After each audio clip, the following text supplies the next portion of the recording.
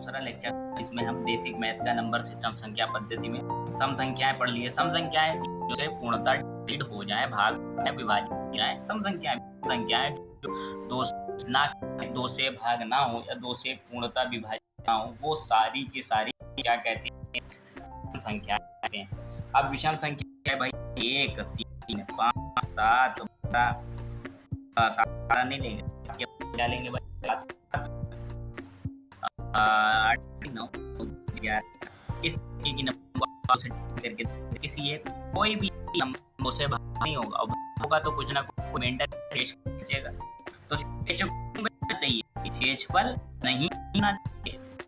पता है ये तो कोई फल कोई मेंटल आएंगे संख्या बड़ा नंबर है, और अगर वो क्या होती है तो दो कभी विभाजित होती है, उसका है पहला नंबर। अब तीसरे नंबर पर अभाज्य संख्या ये करेगा था, पूछा जाता है अभाज्य संख्या कौन सी। बात संख्या हम इंग्लिश प्राइम नंबर कहते हैं। प्राइम नंबर वे संख्याएं तो एक से स्वयं तो विभाजित हों, उसके अलावा किसी नंबर से पूर्ण विभाजित ना हो, प्राइम नंबर कहलाती है। अब प्राइम नंबर दो कंडीशन, या तो एक से एक मतलब एक संख्या नंबर एक से, या शून्य से जो संख्या उसी से पूर्णतः विभाजित पूर्णतः विभाजित हो भी जाए, बाकी किसी से पूर्णतः विभाजित हो तो प्राइम नंबर है। अभाज्य संख्या उसे कहते हैं। जैसे आप ले लें 2 3 ले लें, 5 ले लें, 7 ले लें, 11 ले लें और 13। इसमें अगर 2 को हम 1 से कर दें तो 2 1 कम तो कट गया, तो 2 से भाग 2 1 कम 2 भी कट गया, लेकिन 2 को कोई नंबर से भाग तो कटेगा नहीं कटेगा। इसी तरीके 3 को ले लें, 5 7 11 और 13 को भी या अपने आप नंबर से 3 ही भाग जाए, 5 5 ही से भाग दिया जाए तभी, उसके अलावा बाकी किसी संख्या से ये भाग नहीं दिया जा सकता, इसलिए इसे क्या कहते हैं भाई, प्राइम नंबर या अभाज्य संख्याएं। भाज्य ना हो योग उन्हें कहते हैं अभाज्य संख्याएं। अब भाई अभाज्य संख्याएं जब हमने पढ़ ली तो फिर भाज्य संख्याएं भी पढ़ना चाहिए भाई। भाज्य संख्याएं क्या हो, भाज्य संख्याएं, भाज्य संख्या को इंग्लिश में कंपोजिट नंबर कहते हैं। Composite number. अब कंपोजिट नंबर क्या होते हैं, देखिए कंपोजिट नंबर आप समझ चलिए, इसके आपको कुछ नहीं। वे संख्या जिनका एक व स्वयं के एक कम से कम एक खंड हो, भाज्य संख्याएं कहते हैं। तो वो एक कट जाए या स्वयं कट जाए, उसके बाद ये दो कंडीशन तो उसके बाद एक एट लीस्ट इंग्लिश में उसे कहते हैं एट लीस्ट वन डिवाइजर होना चाहिए। एक ना एक नंबर ऐसा होना चाहिए जो एक स्वयं के जिससे वो संख्या कट जाए, उसे हम कहते हैं कि भाई ये कंपोजिट नंबर है, ये भाज्य संख्या है। जैसे ले लो, जैसे 12 ले लो, 16 ले लो, 21। अब 4 देखो 1 से भाग हो जाए, चक्कू 4 1 चक्कू यानी 1 4 4 4 से भाग सकते हैं, 4 कम 4 2 से भी भाग सकते हैं, 2 दूनी 4। देखिए 4 ये तो 1 और 4 हो गया स्वयं कंडीशन, फिर एक नंबर होगा एट वो 2। ये संख्या तरीके से हो रही है, भाज्य संख्या है या कंपोजिट नंबर कहलाती है। अब इसके बाद भाज्य संख्याएं हमने पढ़ी हैं, तो अब हम पढ़ेंगे इसका झट से हम नेक्स्ट वीडियो में हमें देखते हैं वो है कि भाज्य संख्याएं तो हमने पढ़ी हैं। अब आते हैं आगे नंबर। तो भाज्य संख्या के बाद जब हमने पढ़ा तो भाज्य समझ लिया, तो एक से स्वयं हो और उसके बाद कम से कम एक नंबर हो वो डिवाइड ना एक ना तो भाज्य संख्या ही अभाज्य संख्या को भाज्य संख्या ना अभाज्य संख्या, प्राइम और कंपोजिट में नंबर एक को ना कहते हैं ना अभाज्य कहते हैं। दूसरा भाज्य संख्या सम व विषम दोनों ही हो सकते हैं, इसमें वो नहीं भाई सम नहीं हो विषम नहीं होगी। अब आते हैं तीसरी कंडीशन पर, सहभाज्य संख्या से कहते हैं को सहभाज्य संख्याएं। तो सहभाज्य संख्या क्या होती है? सहभाज्य संख्या ऐसी या तीन प्रकार की संख्या जिनमें एक के अतिरिक्त अन्य उभय गुणन ना हो, सहभाज्य संख्याएं कहलाती हैं। अब हिंदी समझना आसान नहीं है, हम अच्छे से समझा।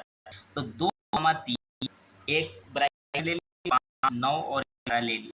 अब यहाँ पर आप ध्यान से देखिए, सहभाज्य संख्याओं का अभाज्य होना आवश्यक नहीं। 2, 3 में आप एक कंडीशन तो देखिए, ऐसी 2 या 2 से अधिक जिनमें एक के अतिरिक्त कोई अन्य उभय नहीं। अगर 2 या 3 आप देखें, 2, 3 में आपको कोई एक अलग से नंबर ढूंढ के बताइए जिससे ये तरीके से 2 और 3 विभाजित हो जाए, या तो अपने आप का या एक से। तो इन दोनों का जो कॉमन भाग है, यानी कॉमन भागफल है या जिससे भाग दिया जा रहा है, वो 1। इसके अलावा कोई और ढूंढ लिए जिससे दोनों संख्याएं कट जाएं। नहीं कटेंगी, पूर्णतः विभाजन नहीं होगी। अब अगर पूर्णतः विभाजन नहीं हो रही है तो इन दोनों को अगर हम कॉमा में लिखें तो इसे कहते हैं भाज्य संख्या, बराबर से भाज्य, यानी एक ही नंबर से कट रही है और वो नंबर क्या है? 1 है। दूसरे में आइए भाई, 5, 9 और 11, कोई एक नंबर हमें नंबर सिस्टम गिनती में से बताइए जिससे ये 5 और 11 तरीके से विभाजित हो जाए, कट जाए, गुणा वो डिवाइड हो जाए। तो कोई संख्या आपको नहीं मिलेगी। 3 लेंगे तो 9 डिवाइड होगा, 11 और 5 नहीं होगा। 5 लेंगे तो 5 डिवाइड, 9 और 11 नहीं होगी। लेंगे तो 11 डिवाइड होगा, 5 डिवाइड नहीं होगा। तो भी इनकी भाई एक ही कॉमन फैक्टर या कॉमन भाग्यफल मिलेगा, वो क्या होगा भाई? 1 से अगर हम इसे डिवाइड करेंगे, पूरी की पूरी संख्या, ये वाला पर पूरे तरीके से भाज्य हो जाएगा। तीनों डिवाइड हो जाएंगे, तीनों को हम भाग दे सकते हैं और संख्या 1 से, तो इनका भी भागने वाला भाग क्या आया भाई? 1 आया। तो ये क्या है? सहभाज्य संख्याएं। सहभाज्य संख्याएं जैसे हमने पढ़ी, तो अब आती हैं आगे प्राइम नंबर। भाई जाहिर है प्राइम नंबर आएंगे। प्राइम नंबर के बाद, अभी वो प्राइम तो पढ़ लिया, सॉरी, अब आते हैं परिमेय संख्या। परिमेय संख्याएं, परिमेय संख्याएं क्या होती है? परिमेय संख्या को इंग्लिश में रेशनल नंबर कहते हैं भाई। रेशनल होते हैं ये, रेशनल नंबर। रेशनल वो वाला नहीं कि हर चीज में सवाल कर रहा है, वो वाला रेशनल नहीं। परिमेय संख्याओं को यहाँ दूसरी तरीके से डिफाइन किया गया और इसे कहते हैं हम रेशनल नंबर। तो रेशनल नंबर क्या होते हैं भाई? वे संख्याएं जिन्हें P/Q के फॉर्म में या अंश अपॉन हर के तरीके से लिखा जा सकता है, इसे अंश कहते हैं। इंग्लिश में इसे न्यूमिनेटर और इसे डिनोमिनेटर कहते हैं। इस प्रकार से अगर किसी संख्या को लिखा जाए और Q कभी भी 0 के बराबर ना हो, हर 0 के बराबर ना हो, डिनोमिनेटर 0 के बराबर ना हो, तब हम कहेंगे वो वाली संख्या परिमेय संख्या है। देखिए कितने अच्छे से समझा रहे हैं।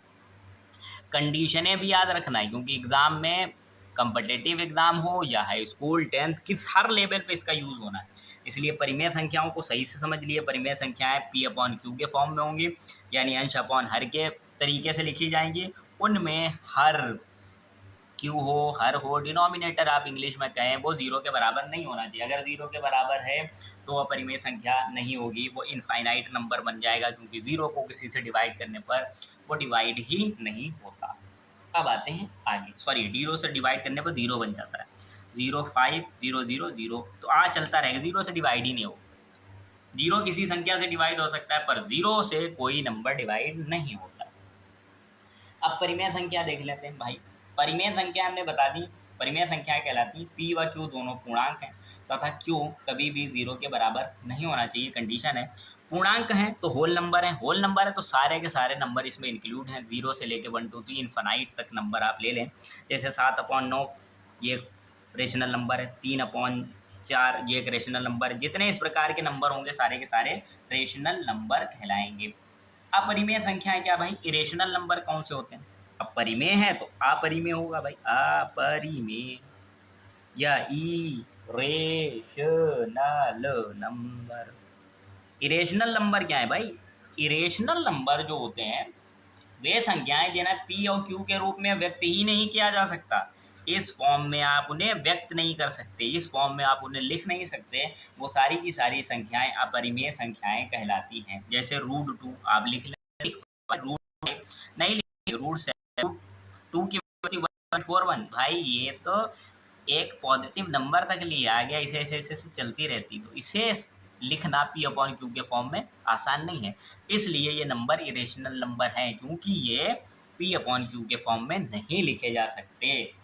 अच्छा, पाई भी एक, पाई पाई का मान 2.14 या 22/7, सॉरी 2.14 नहीं 3.14 होता है, 22/7 होता है। और पाई को हम ग्रेडियंट में 180 डिग्री मानते हैं। इसको, ये जो पाई है ये भी एक अपरिमेय संख्या यानी इरेशनल नंबर है, रेशनल नंबर ये नहीं है, इरेशनल नंबर है।